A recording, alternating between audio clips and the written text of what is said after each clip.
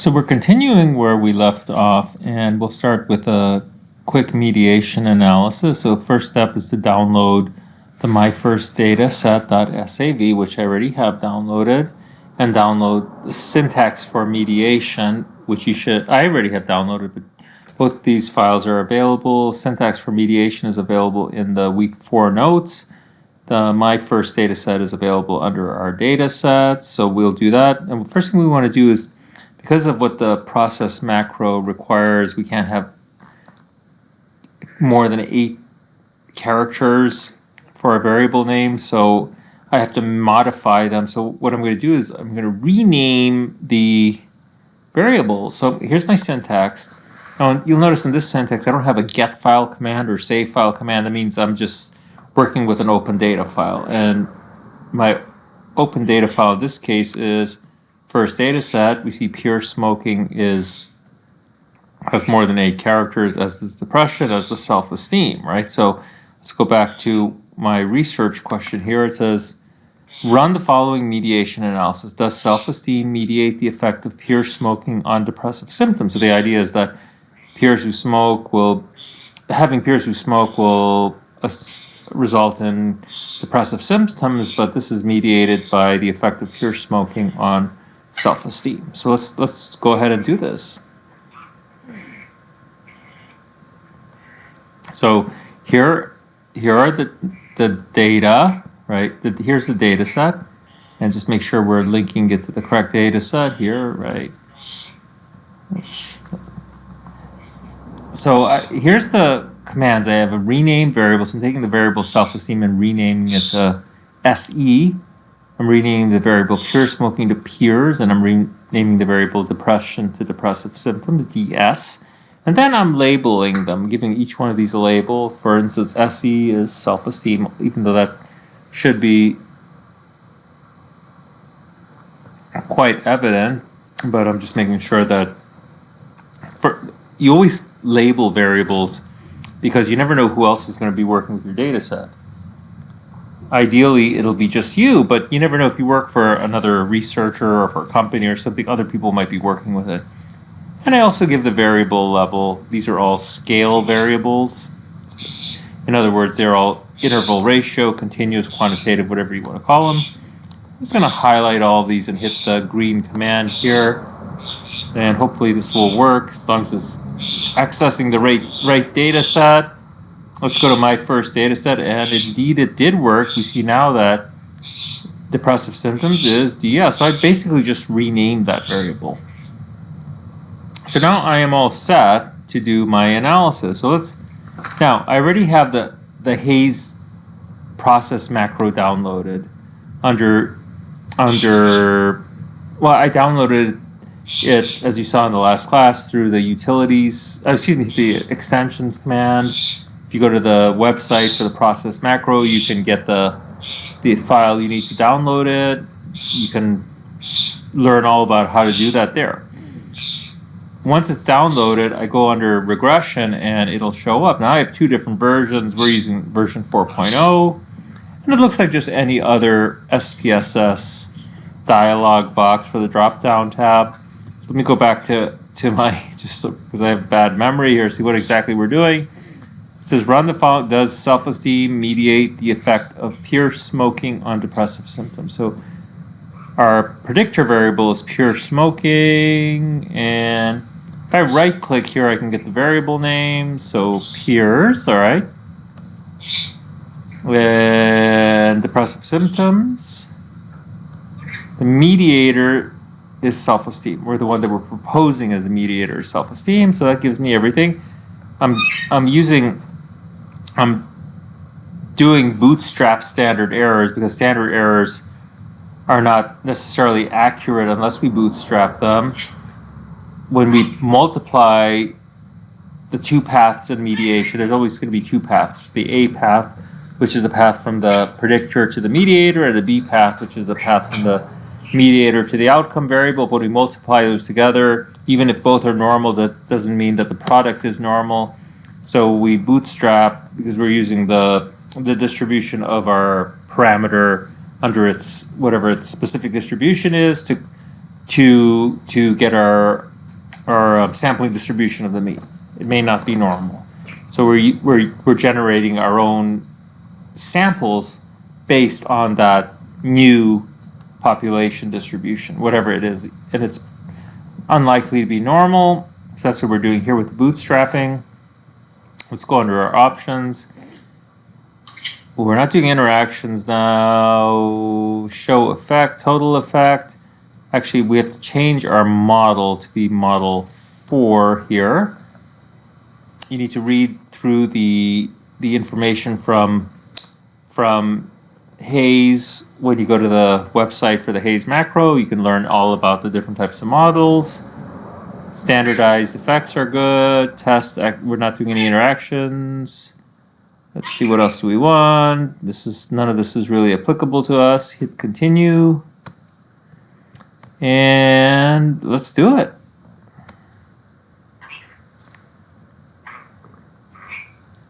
Let's go. So it's working right now. It says running matrix. And if everything works out, oh no, what did it say? It says here, you specified an M variable in the model. Oh, you're not using it. So I messed up somewhere here. Let's see. Actually, it's a good error to see. So let me see what I did wrong. So analyze. Let's go back to regression. What did I do wrong? Mediators, self-esteem. Oh, let's see. And I am using it, right? So let's make sure, let me just close this other data set. There you go. So depressive symptoms, X variable, mediator. Let me just make sure everything's okay. Options, standardized effects, show total model, da, da, da. Oh, I forgot to change the model, that's why. Model 4.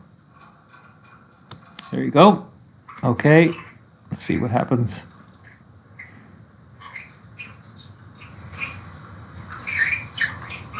There it is. Okay, I forgot to change the model.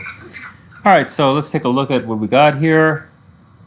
It's good to make these errors because you learn from your mistakes so you don't make them again, right?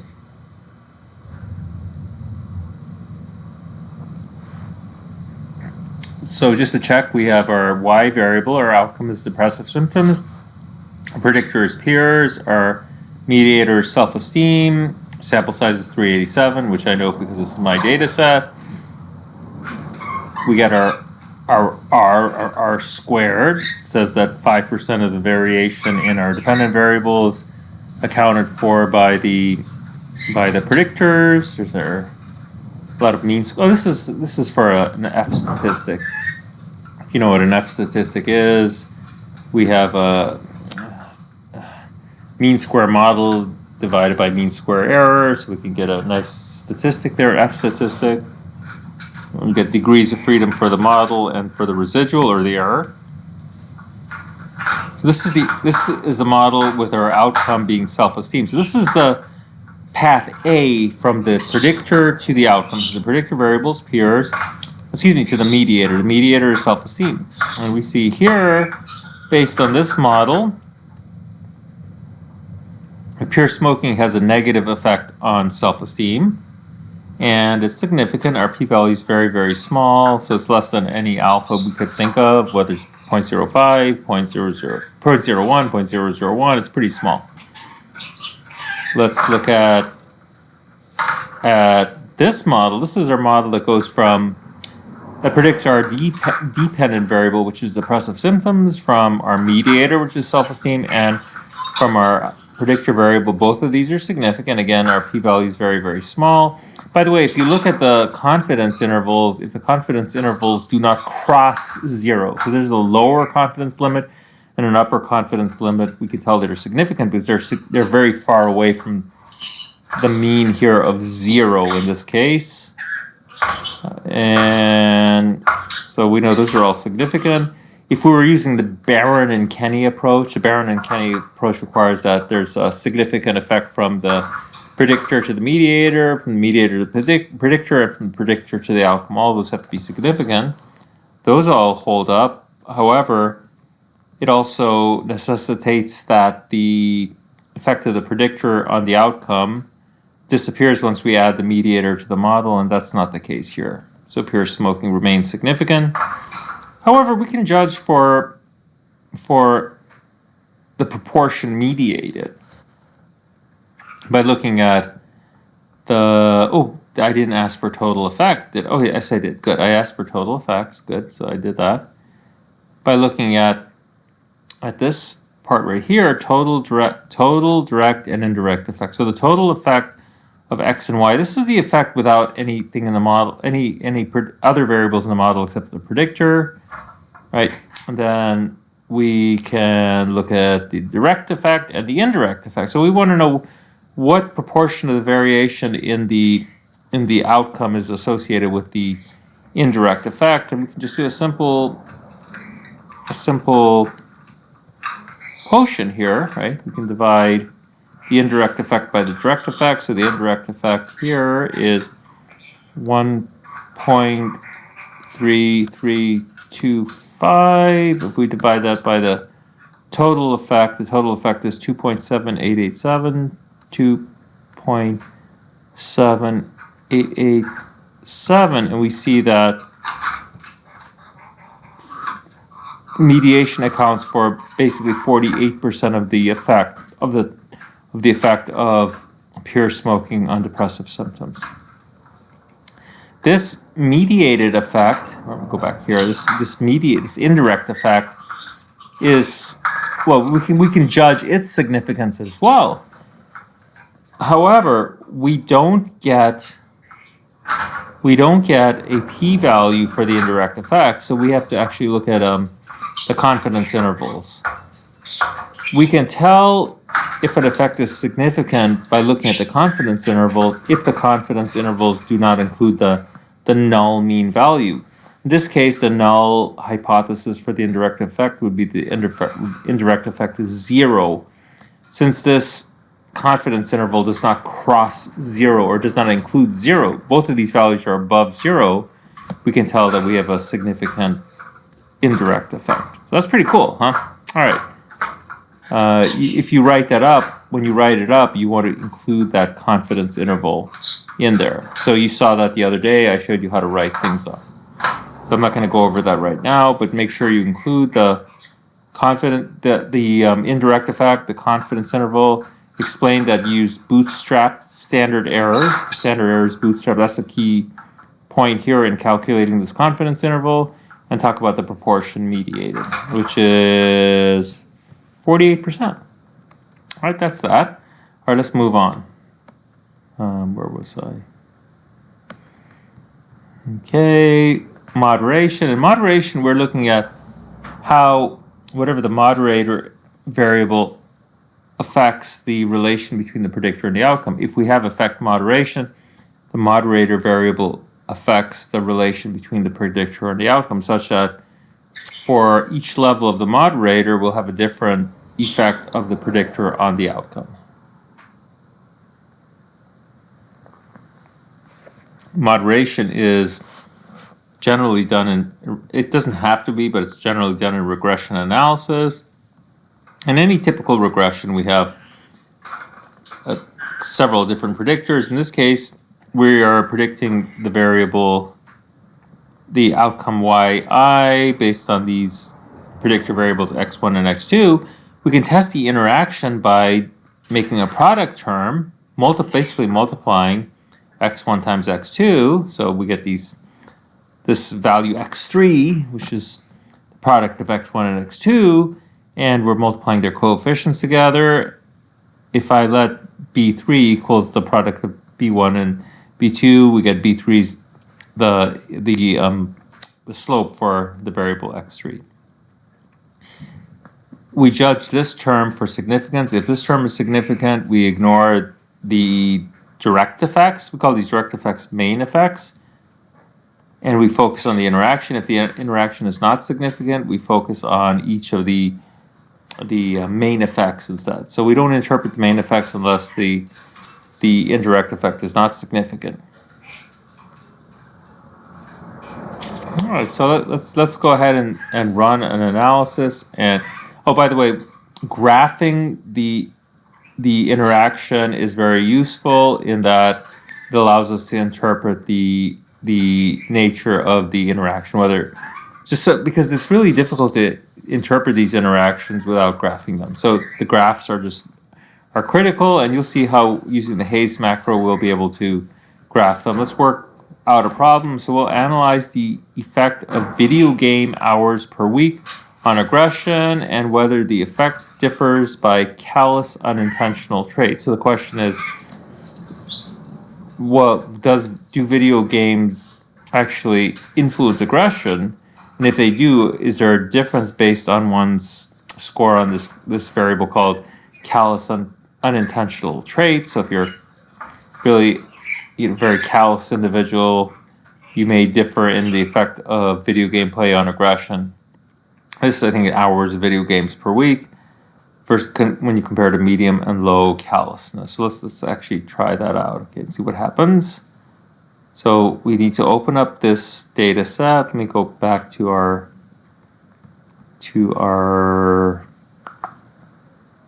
let's go back here for a second and open up that data set, and here it is, video game graph. Okay, let's open that up and see what happens. There you go. All right, so let's go ahead and run this with the process vector. Now we're doing a moderation analysis instead of a mediation analysis. We're using the same drop-down tab, get to the process macro. I'm doing 4.0. And in this case, now our outcome variable is aggression. And our predictor variable is video game usage. So it's very similar to the mediation analysis up to this point. Now we add the moderator, in this case, which is callous unemotional traits. I said unintentional, unemotional traits. And we're using these models. We're not doing any bootstrapping here, so that's irrelevant to us. Let's go to the options. Let's do, we want to generate code for visual. That's my parrot in the background, Piper, yelling and playing games. We're generating code for visualizing interactions because the interactions are helpful. We don't care about any of these because those are more for mediation. Let's see. But we want to test any X by M. I don't think I have any mediating interactions. Centering can or cannot be important. For what we're doing, they're irrelevant.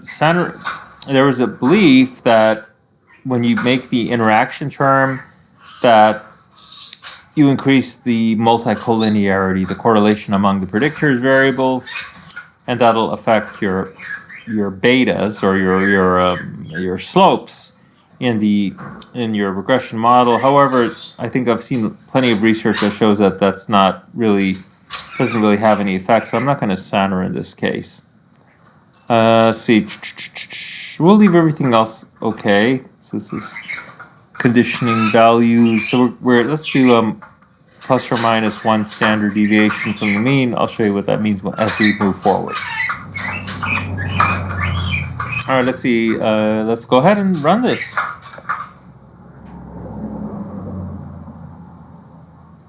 So it's running, and here we are. So our outcome is this aggression variable. That's our y variable. Video games or games are a predictor variable, and callous traits is our interaction term, or our moderator, proposed moderator variable. Let's take a look at the model. Here we have, all right, so we look at the interaction term. Is the interaction term significant? Yes, it is significant. We look at our p-value, and it's very, very small. So we have a significant interaction term. So that means we interpret the interaction. We ignore these, what we call main effects. If you understand ANOVA, analysis of variance, we talk about main effects versus interaction effects. We use the same language here. So we're ignoring these effects because our interaction term is significant. So, well, we need to interpret this. And the easiest way to interpret this is to look at our graph. So I asked for the code to visualize the graph. So you can copy, double click in here, right? Double click in here and then copy the code and stick it in a syntax file.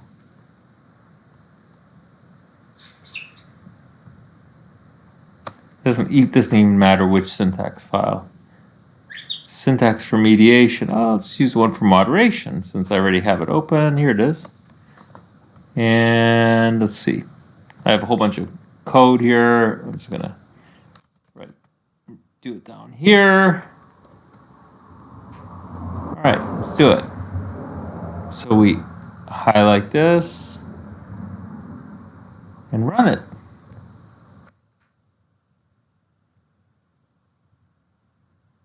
This says running graph, so it's in the midst of doing its thing.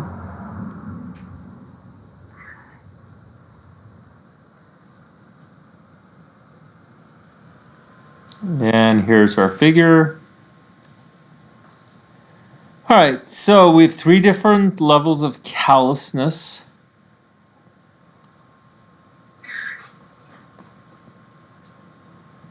And there was a significant interaction, even though, now, one of the telltale signs of interactions is that you have crossing of lines, and there are no crossing of lines. However, we see the slopes differ depending on level of callousness.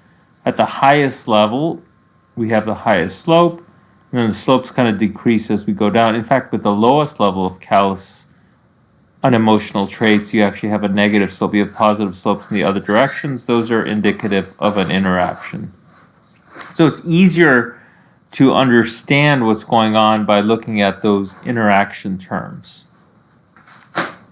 And let's see. Anything else I want to say? That's it. All right, so yeah, so that's doing that analysis. I think I have one more thing I want to do here. Let's see. Let's go to back to our data, or back to our notes for this week.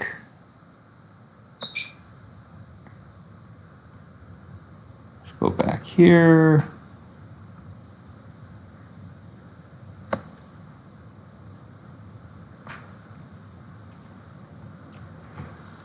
Last thing I was asking to do is using the Hayes macro, conduct the following analysis. So what I want you to do is to run an analysis with your predictors variables being impulsivity. So this is using the my first data set,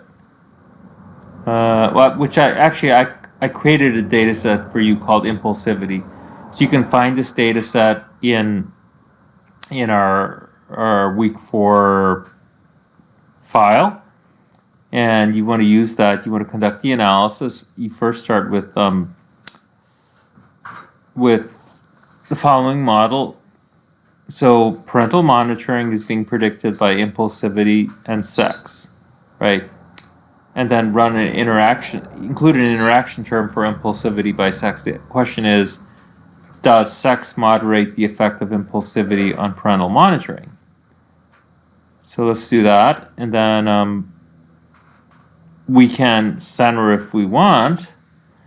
So centering is a function that subtracts the mean of each predictor variable from each individual value of the predictor variable. So it centers it around the mean, and it creates a new variable with a mean of 0. In the past, it was believed that centering would reduce multicollinearity, but that's not necessarily the case. Now, it may be when you add when you square or when you square terms, right? To do, for instance, to run a quadratic type equation, right? When you have a non-linear effect. So in that case, it may be useful, but in terms of linear modeling, it doesn't seem to be very useful, but people still do it.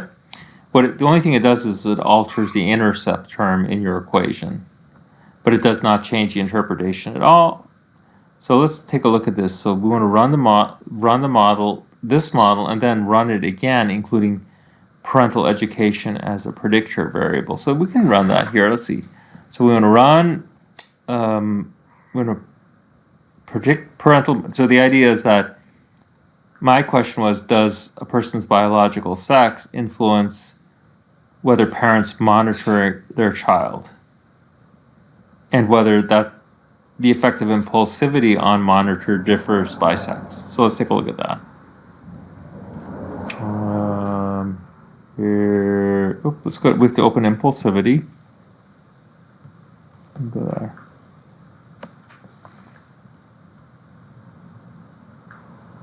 Here it is.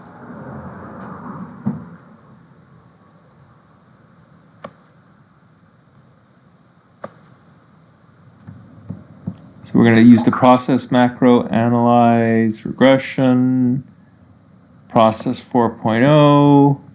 Our outcome variable is parental monitoring, predictor variables impulsivity, and the moderator is sex, where female is 1 and male is 0. Everything else is good here. Let's generate code for visualizing interactions. I think that's all we want here. And we're good. Continue. Okay.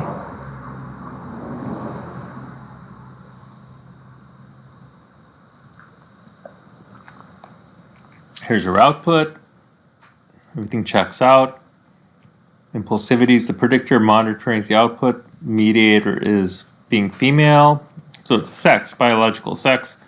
1 is female. We look at the effect here and we see that the p-value for the interaction is not significant. It's 0.1052. I mean, even if we had an alpha of 0.10, that wouldn't be significant. So there really is nothing here, and none of the main effects are significant either. So we wouldn't interpret them. We could still look at the figure if we want. So let's do that.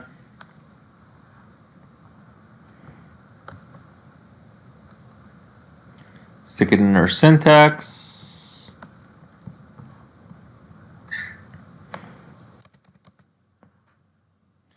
I love using syntax.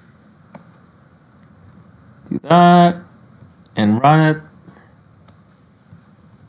And let's see what we get. It actually looks like there is an interaction, but it's definitely not a significant interaction. Why I say that is because we see there's a crossing here, right? For the effect of impulsivity and parental monitoring by sex, but evidently it's not a significant interaction. That could be because of the sample size. But that's just an interesting finding. I also asked for, let me go back to our I said let's see, I said let's look at this based on, let me go back to that. The last thing I said rerun the model by adding parental education as a covariate. Let's see what happens.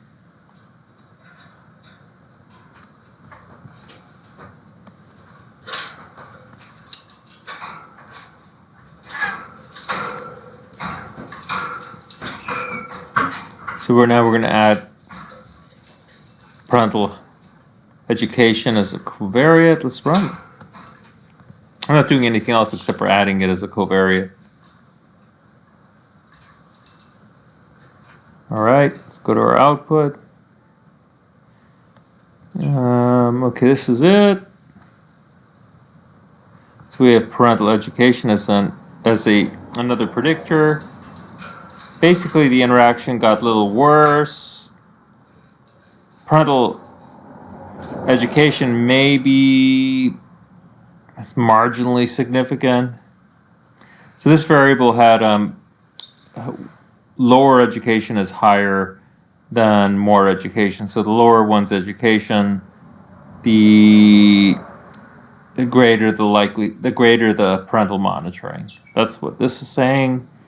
But nothing's really significant, and it seems like females have, even if we used an alpha of 0.10, 0.07 is less, you could say that females have more parental monitoring than males, but the interaction is not significant. We could actually visualize the interaction if we want and see what happens.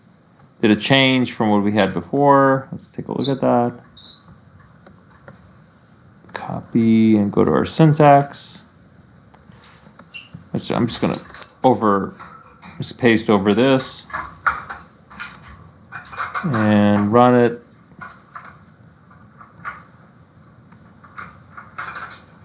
It looks the same as before, but it wasn't significant. So that's that.